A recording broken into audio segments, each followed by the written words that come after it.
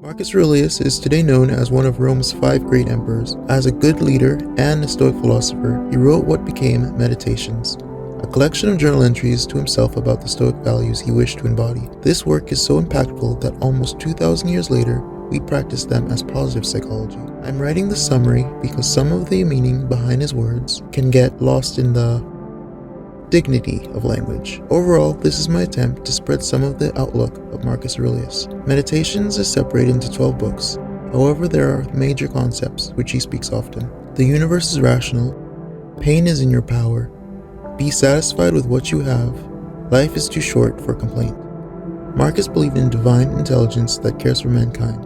Rather, the universe is rational because it is one living being continually in support of itself. No external event is meant to be unbearable. He describes this as providence. That is to say, there is no need to worry over the outcomes of the future or regret the past because we simply cannot change either. Therefore, it is in our best interest to instead focus our minds on what is happening now, what we can change, which is our perceptions of fortune and misfortune. Unlucky things will happen, but pain is in our power. Life is based on opinion. If our perceptions of something is painful or difficult, we are first given the opportunity to change that opinion. Remove the harm and it has no effect on us.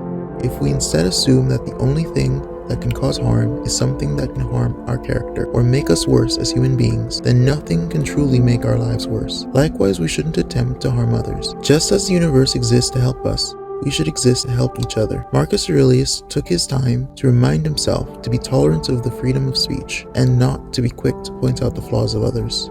We should all strive for self-satisfaction, which can only be found within ourselves. Others can be inspirations, but we should never waste our thoughts trying to impress. While contentment is found when one is well-intentioned and in harmony with nature, dissatisfaction is found in believing that we do not already have enough. There isn't any reason to make a display of our value. The harsh reality that Meditations hits home is that despite how many things we own or how many people we think adore us, what matters most is whether or not at the end of our lives we are happy with ourselves. Finally, the most critical topic is on death. As a Stoic, the writer believed that life was too short to be spent complaining. This topic was close to him as he mourned many and wrote most at the end of his life. He believed in preparing oneself for the inevitability so that we can maintain a cheerful disposition. As he believed, the purpose of philosophy was to keep our minds calm, our lives purposeful, and to accept death without worry. He makes the case that if we really love ourselves, then we will also love the will of nature, and death is also the will of nature. Marcus Aurelius may have tried to remind himself to always act for the benefit of himself, so that he can act for the benefit of society, so that society can act for the benefit of all other things.